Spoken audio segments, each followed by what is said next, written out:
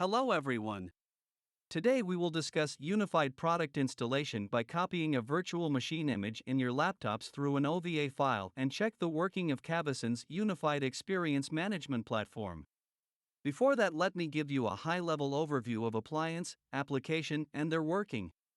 Appliance is basically the unified experience management platform which combines performance testing, application monitoring, chaos engineering, and service virtualization in a single solution.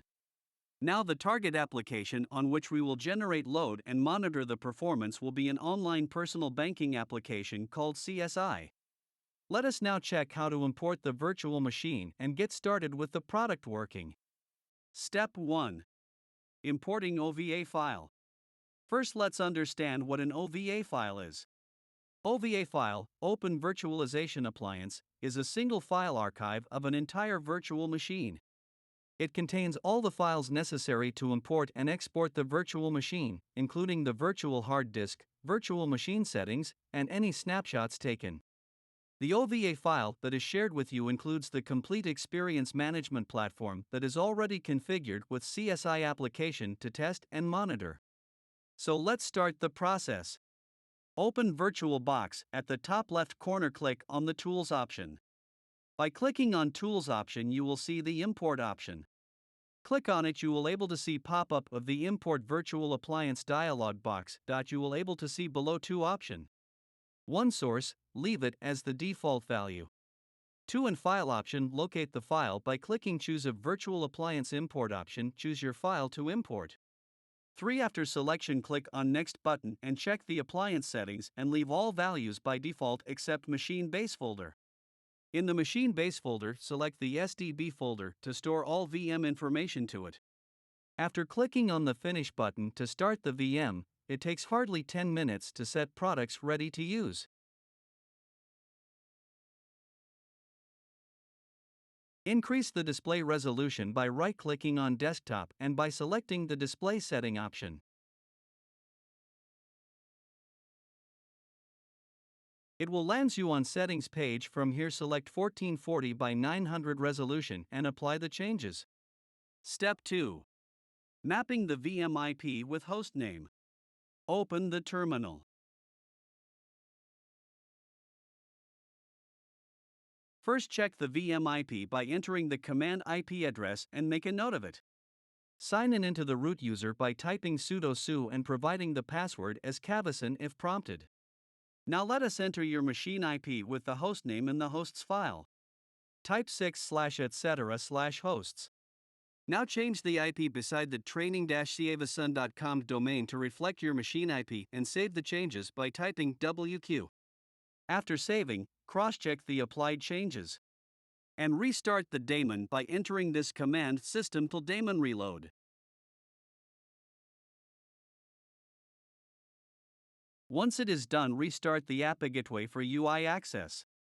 The command for this is /etc/init.d/API gateway restart. Once you have restarted the API gateway service, go to Home Cavason Work Topology, Default.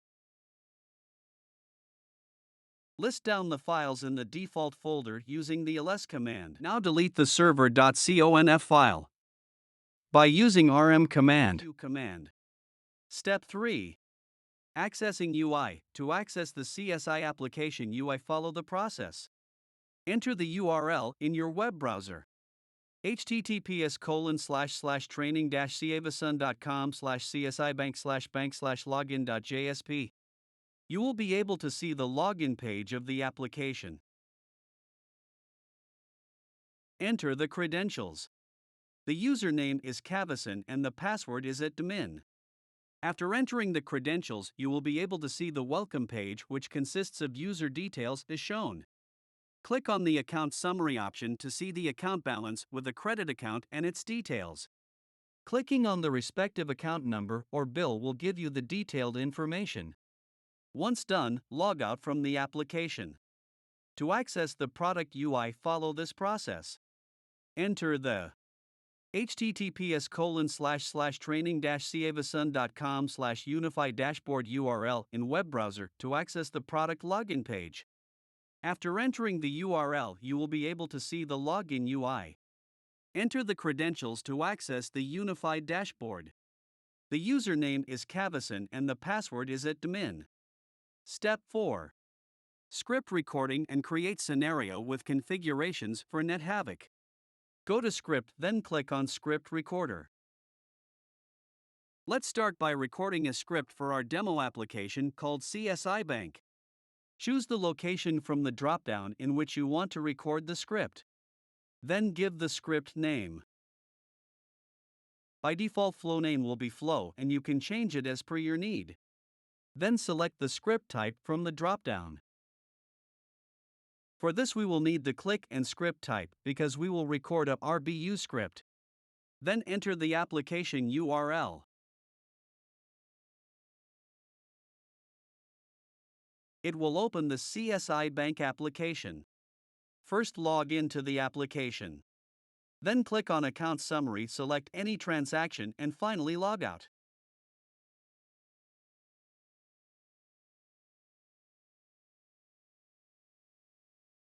Now stop the recording. Next we can see the recorded script in Script Manager.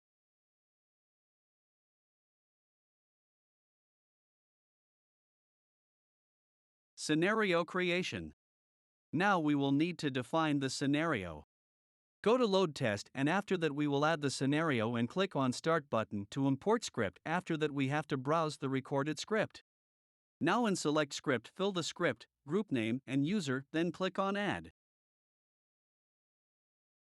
After that open the scenario, then go to Additional Settings, then choose Net Diagnostics Settings and enable the Enable Net Diagnostics Data Collector with Profile option. Enable RBU settings from Group Settings to pass data from test to end-user monitoring, where you can see the complete replay of the sessions being generated via the load test. Enable Run Virtual User as Real Browser User option. As you can see, you have recorded a real browser user script and created a scenario on the back of this. For our lesson purpose, we will execute a similar scenario that is part of your VM image. Go to Load Test, and on the left-hand side, under the Scenario section, click on the play button against the scenario called Trainee Scenario. Now let us move ahead with doing some minor configurations to monitor your application's performance during this load test. Before that, do note the test run number of your running test that can be found above the time bar. Step 5. End-to-end configuration. Pass the current running test number in config.ini file from the terminal.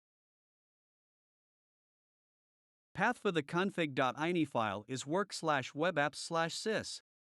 Edit this file via the sys command. Now, for the keyword NDE. Test run number, pass the running test run ID. Once you have made the changes, save the config file by doing the wq command. Now restart the Tomcat process by the command /etc/init.d/tomcat restart.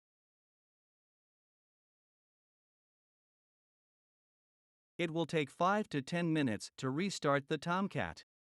Step 6. Now we will conduct a chaos experiment by injecting a Havoc via NetHavoc. Next step is to inject Havoc. For this we have to go to NetHavoc tab.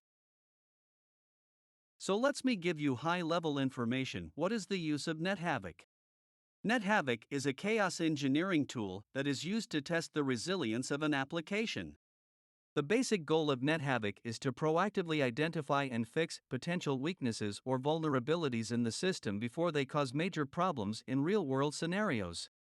Now, to inject Havoc, you have to add a target machine IP. If you are doing it from VM, then add the machine details in topology like. Select Inject Havoc, then in Server Info fill the details of tier server selection mode and connection type. Next, for duration, in Stable choose the time interval. Now you have added a target Linux machine.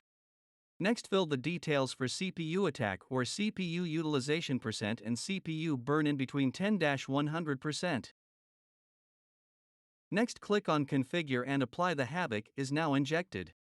After applying the Havoc, go to the Havoc table page. You can check the Havoc graph of any Havoc which is present by clicking on View Graph. Here we see Dashboard, where we analyze the data. A dashboard is a visual interface that displays real-time or near real-time data, metrics, and information about the status and performance of a system, network, or application. The dashboard typically provides a summary of key performance indicators, KPIs, and important metrics, such as response time, availability, and error rates, in a way that is easy to understand and interpret. The purpose of a monitoring dashboard is to give users a quick and comprehensive view of the state of the system or application, and to allow them to identify and diagnose any issues or problems that may arise. In end-to-end, we see the node or tier which are configured and their flow maps, which shows the calls between the third-party or internal services along with communication with different nodes, which can be servers or instances belonging to a tier. Do a right-click on the node and you can see there are multiple options for the users to view details about the selected node and drill down to identify important data points like flow paths by response time, hotspots, database queries being executed on this tier, exceptions being encountered, among other information. Apart from drill down, you can also view other data points that are present in the menu. Now double-click on the CSI_tier node to open the transaction scorecard on the right side of the UI. The transaction scorecard is a vital indicator of the number of transactions that are being affected on this tier by classifying them as normal, slow, very slow, and error. This view can give a quick analysis on the health of the all-important business transactions on a tier. We will learn about these features in the end-to-end view in more detail in later lessons. Next, go to Session for viewing the sessions being generated by the load test that you executed earlier. You will be able to see session details for all the completed sessions like start time, entry page, event, browser duration, location, page, client IP, and client ID. Now let us check the session details and go through the exact flow that the load test virtual user performed on the CSI Bank application. Click on the first session and select Session Details. Under this option, you will be able to see a vast amount of information pertaining to a session like device, location, page, and browser details. These are very helpful in identifying session-specific anomalies. Let us now check the Session Replay section. Click on the play button on the top right corner. You will be redirected to the session replay window. Click on the play icon again to replay the session that was completed by the virtual user. Once your session replay has ended, we will see the application and infrastructure data that was captured specific to this session. On the Others page at the end of the session, click on the flow path icon to view all business transactions corresponding to this session. When you are redirected to the flow path table highlighting the various business transactions and their corresponding information, click on the total response time value for the first transaction. Once clicked, you will be taken to the drill down report section of our application monitoring, where integral data like method timing, denoting the time spent by a method in execution, and other sections like method call details, transaction flow map, which shows the complete flow of the selected transaction, and other critical information. Lastly, let us check the logs that were generated for this session and business transaction.